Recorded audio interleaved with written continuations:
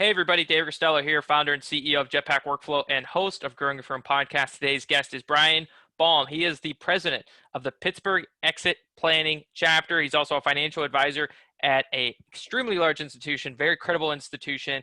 And I got connected with Brian is because, even though this isn't going to be an interview about the recession or COVID-19, we got connected through a mutual colleague. And I really appreciated Brian's perspective of just, leaning in and being overly call it helpful at a time of crisis. And I thought, well, that perspective, that mindset, plus his work as an advisor, plus his work as a president of the Pittsburgh Exit Planning chapter can really be illuminating for a lot of today's listeners and just how to not only think about the crisis, but really think about who's on your bench in terms of partners that you could be working with, which I think, if you're listening to this and we're in crisis stage, your partnerships are going to be more important than ever. And we're going to dig into that and so much more. But first, I'd like to say, Brian, welcome to the show. Thank you, David. Very happy to be here. Yeah, well, for people not familiar with maybe the exit planning chapter and your work, what's a brief kind of overview of what you do? Yeah, absolutely. So, we think about exit planning and a lot of people think of an end or a destination that you're trying to get to. But in actuality, all exit planning is focusing on today, right now, this very moment. What are we doing that is focusing on value and building a business that's transferable?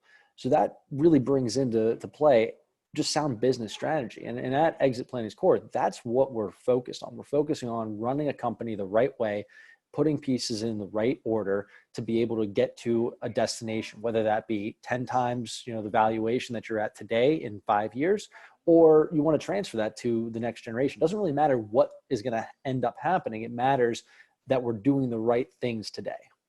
Yeah, perfect. And your work, exit planning, being an advisor, touches the dollars, right? With so many SMBs, our accountants, that's that's their bread and butter, who they serve. Maybe it's industry specific, maybe it's size, maybe it's location, but I mean, that's the bread and butter of so many firms that we talk with. And I imagine you get slammed by accountants all day long on wanting to hear what you're up to, what you're doing, and work with you. Is that true or not? I wish that was true. Okay. It's a dream of mine to make that true one day. And I do have some great accounting partners that do look at us in that regard. But for the large portion of it, I feel like accountants are afraid for whatever reason to bring in outside advisors. And I don't fully understand why. Maybe it's reputational risk. Maybe it's territorial, to each his own. But my thought is, and what this crisis has really taught me, and I think a lot of the small business owners, is that trusting the advisors that we've always worked with has actually burned them in this case, because whether they were overloaded, they didn't have enough time for them, whatever the answer was, a lot of them came out of this with a really bad taste in their mouth. And what I had been advising people is I said, look, maybe you've had some close acquaintances, maybe you've never worked with them, maybe you've never talked with them recently, but they were there for you in a time whenever you really needed your core bank, your core attorney, your core whoever to really help you out. And that's what I learned from this entire situation, is that we can have our core team, but you got to have people that are ready to jump in and have that expertise, that knowledge, and more frankly, the bandwidth to be able to advise you in an appropriate way. Yeah. Well, let's unpack a little bit. You said some accountants do work with you. Mm-hmm. So let's illuminate, what does that relationship look like? When do they lean on you? Obviously, well, you confirm with me. Do you touch taxes? Do you touch bookkeeping? Do you touch No. payroll? We don't do taxes. We don't do bookkeeping. We don't do payroll. In fact, I'm looking for a bookkeeper right now for one of my largest clients. So, if anyone wants to, throw their hat in the ring, we're taking some interviews at the moment. That's what I'm talking about. So this is what I really want to highlight. I talked about a pre-interview, right? The big idea with this interview is, if you're a firm owner, if you're a leader, if you're a partner, to examine, we think of a bench. We say, oh, examine your bench. We always think of our team as the bench, but it's like, in this new world, it's like, who are the vendors, who are the partners on your bench, right? That's the reason, Brian, you and I got connected, right? Reached out to a colleague of mine, runs another tech company. Oh, you got to talk to Brian. Brian, introduced me to New Tech. Cool. New Tech was an amazing experience. You had those relationships already built up. So when things were going on, now this is obviously a global crisis, but every day there's smaller crisis for businesses, right? That's going on. So the people that do work with you, and by the way, if a listener hits you up with that, let me know if you end up, hiring them. That'd be really cool. So I maybe will the follow first, up on that for sure. yeah, and if that person gets the contract, you have to leave a good review of the podcast. Definitely. But so the relationships you do have, how do they work now? The great, accounting relationships that you have. I know there's few, but what do they look like? What's So some examples of them working well, I guess? yeah, absolutely. So the best accounting relationships that I have are, it's a mindset actually, I feel like. So the accountants that I work with, they have a mindset that they're more than just a tax preparer, more than just a tax planner. They really want to be a partner in this. And they also recognize that taxes is only one leg of a business owner's life.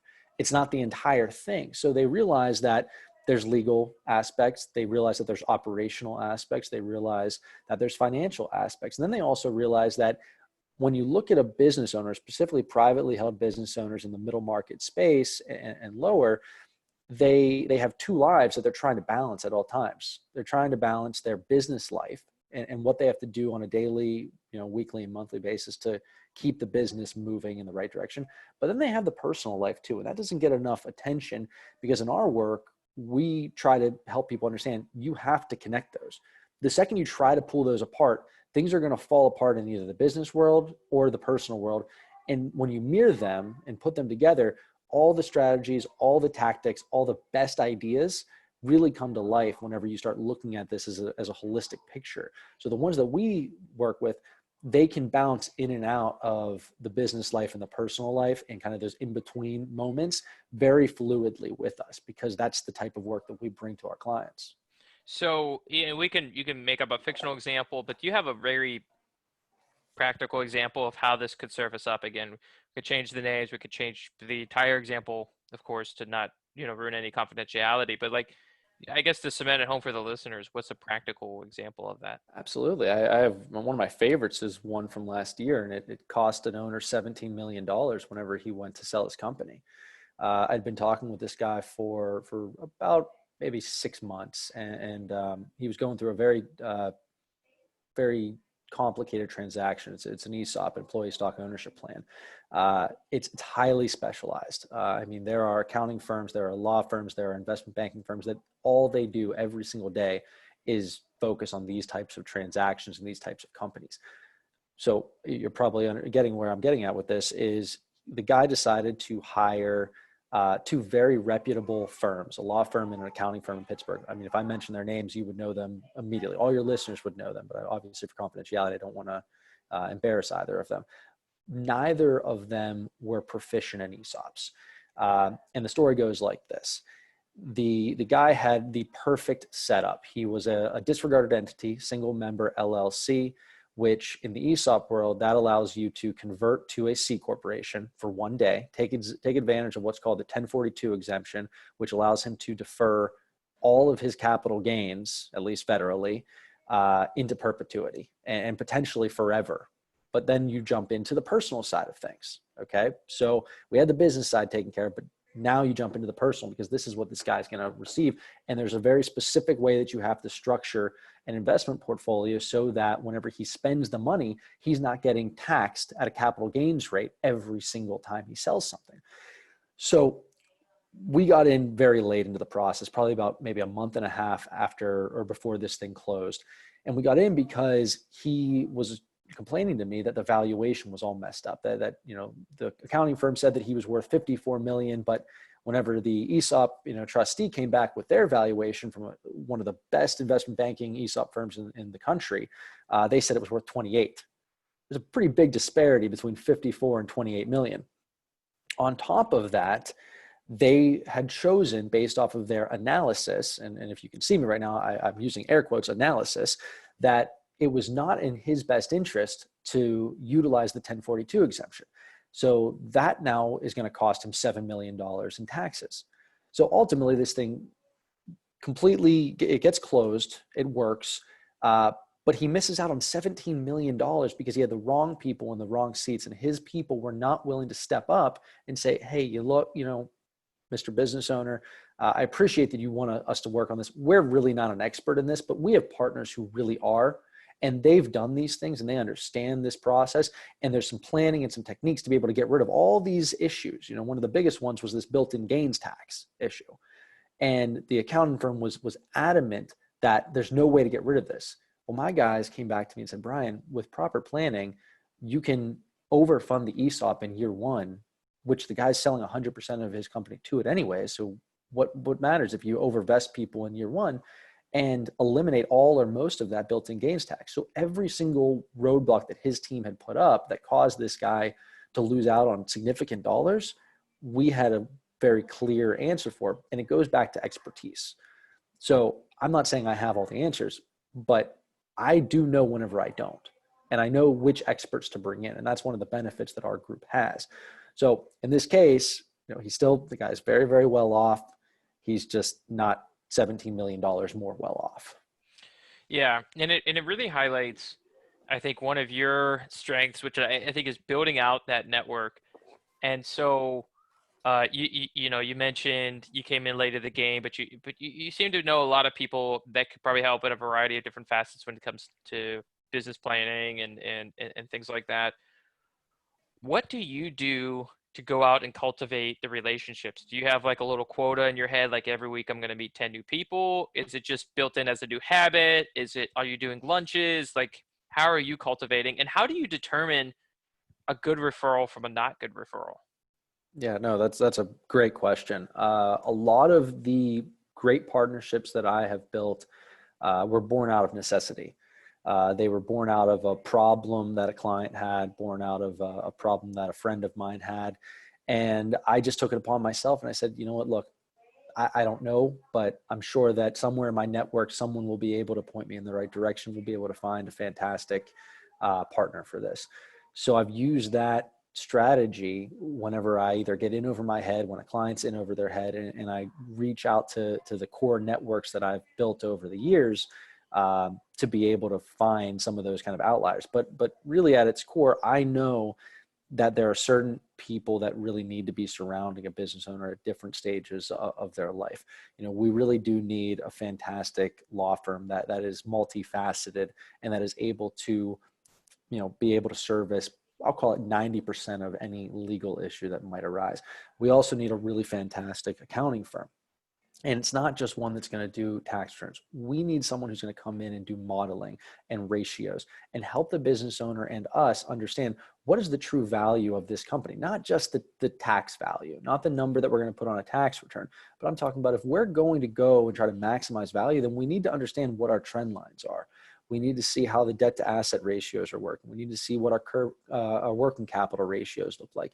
And this is a lost art, in my opinion, that used to be held by the accounting firms and was almost like a badge of honor. Like, hey, we're going to help you guys see what we see in these financial statements and the balance sheets and the cash flow statements, because we're going to help you run a more efficient business. But as accounting firms got more work, more overloaded, took on too many clients, that level of work is reserved for only the top clients, but that leaves a giant sleeve right in the middle. And these aren't small companies. These are guys anywhere from 25 million to 100 million in revenues, and sometimes even lower than that, but are highly, highly profitable, highly valuable.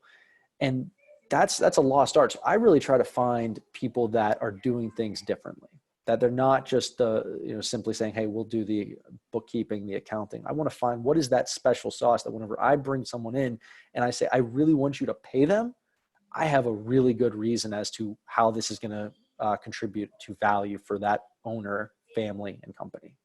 So client comes to you, they have a question, you're like, I don't know the answer, but I can go get you maybe somebody you could talk to. You pull your network, you're like, who should I talk to? You try to drum up some referrals from your existing network. You maybe get two or three referrals, but you're really looking for that one recommendation. So Yeah. what's your process for then vetting? Because you made a recommendation to me and it was awesome, right? And I introduced you to somebody else. I said, hey, my colleague Brett, he runs a tech company. Hey, you got to talk to Brian about XYZ.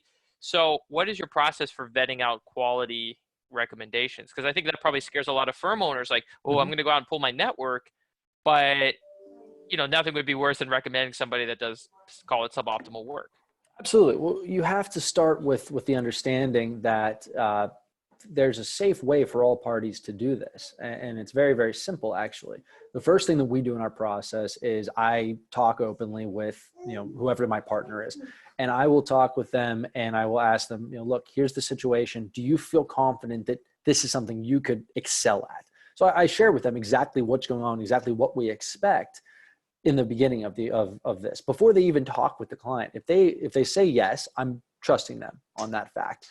Then what I'll do is I will arrange a 30-minute call with the actual family or the owners themselves. And we will then, I apologize, my daughter is cooing in this COVID Yeah, hey, situation right yeah. now. So yeah, if you're a listener and you're like, yeah, the noise, yeah, whatever. It's like, hey, y'all, I don't know when you're listening to this, but it's 2020, so we'll be okay. Absolutely. It's the forgotten year. So where was I? So I will then have a call with the actual family and the owners with the advisor, more of an intro call. Give them an opportunity to tell their story, their history, what they really excel at. Give the family some time to script out what's going on in their situation. And then we will do a little data gathering. And I really help in this regard to pull some things together. And then ultimately from that, they're going to be able to tell us whether this is in their wheelhouse or not after they see some of the data, the complexity, how much they're going to charge, what the scope of work is going to be. And then ultimately I leave it to my client to make the final decision, but I will advise them who I think, based off of what I heard, is going to do the best job, both in the near term or the long term, if we're trying to find a brand new partner that's going to be with us for a while. Yeah, that's a good point. So if you're trying to find a brand new partner that's going to be with you for a while, how long does it take to vet out that partner? It's like about a month or so, more or less. It takes a good amount of time depending on what you're looking for. So if it's an investment banker, for instance, they have a pretty simple process that all of ours walk through. We have an initial management call, get NDAs, send data. They come back pretty much with a proposal. Maybe it takes a month. If it's something a little bit more complex that takes a little bit more consulting, like we're trying to find a brand new accounting partner, they're probably going to want to look at past tax returns, financial reports. They're going to want to understand the state of the business, the state of the family. And I'm going to want that because they need to really get ingrained with this business and with this family so that they can be a really great part of this team to be able to advise them into the future for what our goals and our strategies are. Yeah, I think the big takeaway there is like you want to become ingrained, right? I think so often we think about referrals and we think of referrals or partners. Oh, yeah, I know Chuck. He's really good at blah. I'm going to refer people to Chuck. But what you're articulating is a process in which you're like, review the work, vet the work, really go in and say, look, we're looking for somebody that we can really become ingrained with, right? So like we feel comfortable making referrals, not just only in this year, but for the next decade. And I think that is so different than how most firms look at building out partnerships. It's just like, yeah, do me a favor, I'll do you a favor, that kind of thing. But you don't really understand the quality of the work or how the process in which they do it. And I think that there's a real opportunity for firm owners if they, let's say you serve really small businesses, they have trouble standing up websites or whatever. Instead of just saying, hey, I know a local firm and the guy's name's Bill and I'll refer to you, it's like, no, go to Bill's shop, see the websites he's done, understand his process, understand what he typically charges, understand his history, understand what verticals or industries he works with. So when the client comes to you and you make that referral, you can not only articulate who this design firm is, who this website shop is, you can probably give them like a rough range of prices. You can give them a rough range of expertise. You can give them a rough range of their process, what they're going to need. You could probably even share their portfolio, but it's up to you to go out and vet all those things. And the final thing I'll say before I get off my high horse here is if you're a firm owner and you're looking to grow and you say, well, this is going to take too much time. Oh, I got to vet out so many people. You got to think of it as a client retention mechanism. So it's increasing the lifetime value of your client. You also have to think about it as an acquisition mechanism. So to me, this process is interchangeable with running Facebook ads or doing search engine optimization or going to conferences, virtual or other or offline. And you say, you make a strategic choice as a firm owner. I want to be the fiduciary advisor. I want to always have their best interests at heart. This is how we're going to grow. We're not going to touch Facebook ads, which I love Facebook ads, but let's say you just put that aside. We're not going to do Facebook ads. We're not going to do conferences. We're only going to do deep, deep partnerships. And that's how we're going to grow. Then treat it as the main growth channel for your firm And so allocating 10-20% of your time to figuring this out in a given year is, to me, just as valuable as all the other kind of sales and marketing things you could take on. This is not a nice to have. This could really grow your business. Absolutely. And just to add to that, one of the key things that we always do, because look, this is a fluid situation. People change, businesses change, their focus changes. So on a semi, regular basis, maybe it's quarterly, maybe it's at least annually, we're going to ask 3 questions. We call it an experience transformer.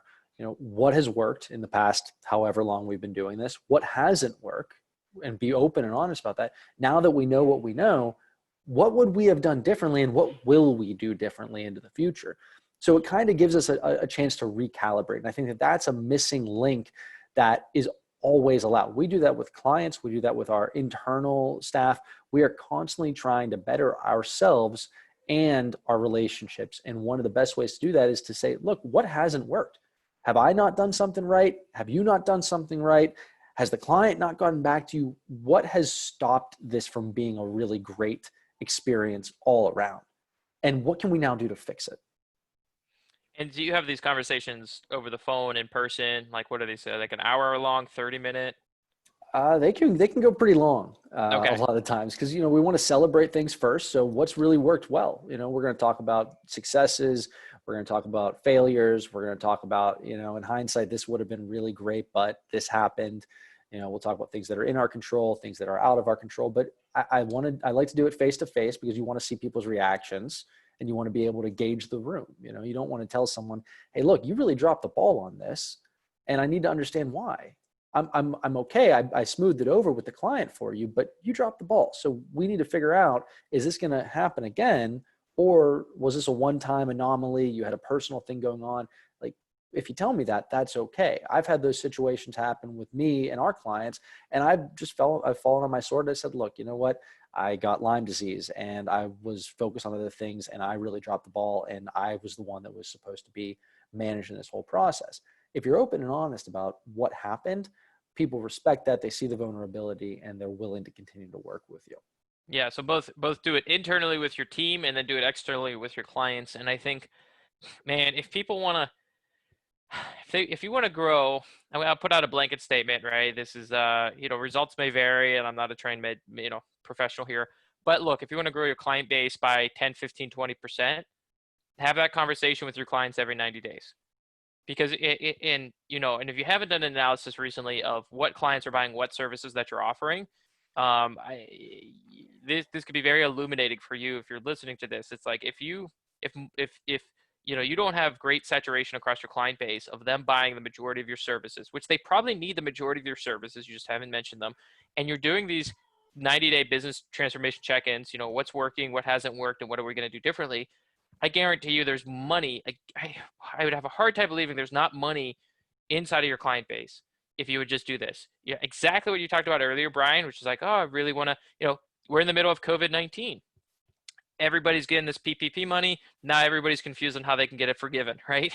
So that's the next opportunity, right? Yeah. And how you model out that spend and how you do that. And guess what? Once we're done with this, printing out free cash and seeing what happens moment that we're in, tax returns are going to be crazy, right? So there's going to be all kinds of different things to kind of look at from a tax perspective. There's going to be strange forecasting and what if scenarios that they have to run through. So much opportunity if you're asking these questions.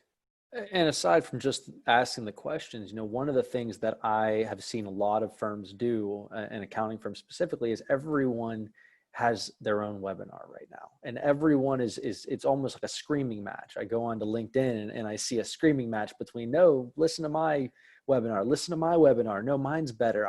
Mine's more up to date. With the speed that information is changing, a webinar is stale the moment that you decide you're going to do it.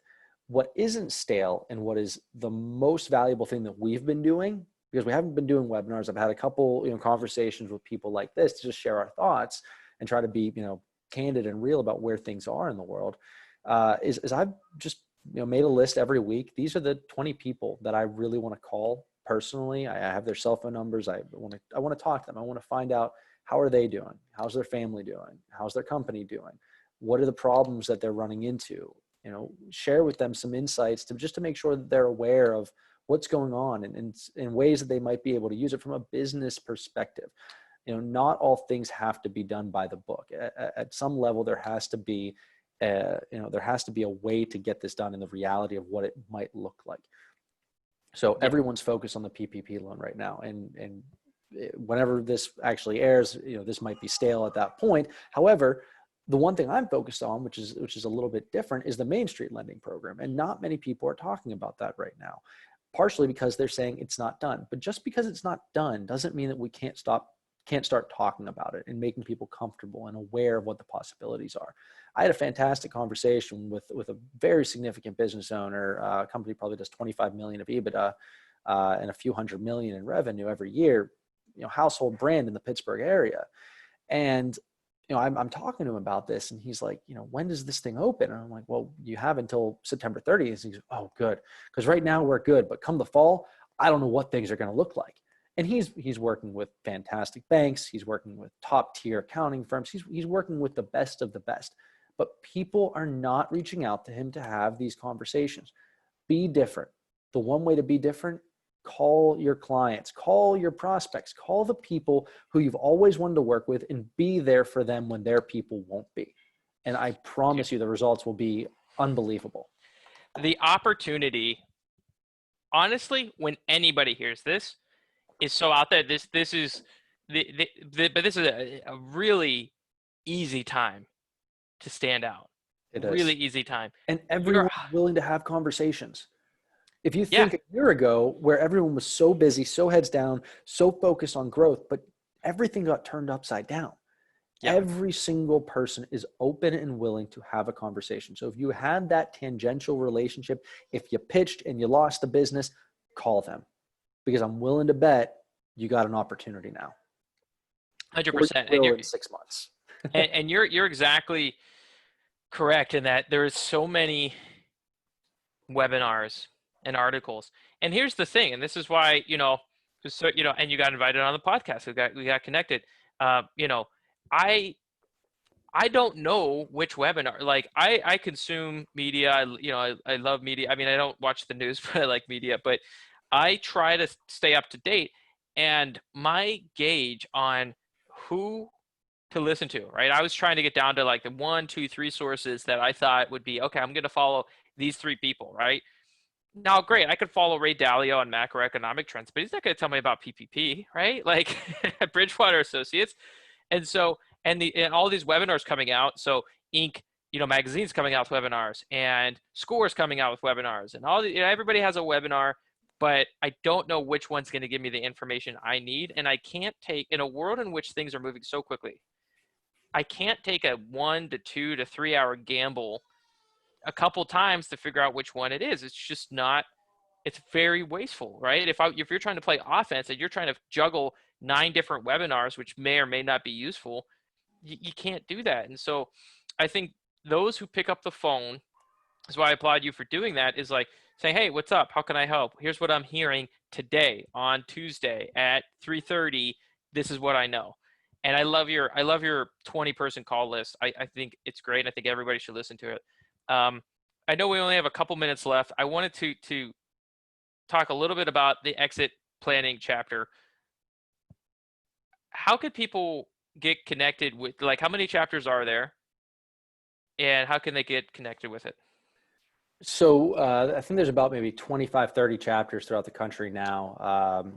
The Exit Planning Institute in Cleveland, I believe, is the one that runs and kind of operates all the back offices for this. So you go to the Exit Planning Institute, just type it into Google. You'll be able to look at the chapters and where they're located. Right now, a lot of stuff is virtual. So wherever you reside, you can tap into one of these meetings. You can listen in. I know there's one coming up on what happened to the M&A industry right now, and where are we at with multiples, and who's buying what, where's the capital at, because it's just so uncertain at the moment. But that's probably the best way. If you're in Pittsburgh, reach out to me. I'd be more than happy to let you know about our chapter, what we're focused on. I think the biggest trend, and this was driven by us primarily, is that our chapter specifically is really focused on getting the right information to the end user, meaning the business owner, the family business owner, whoever that is.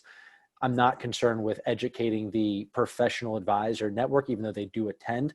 I'm more concerned with making sure that our content is relevant to an owner, that they can leave a session and they will have something actionable that they can do within their business the very next day.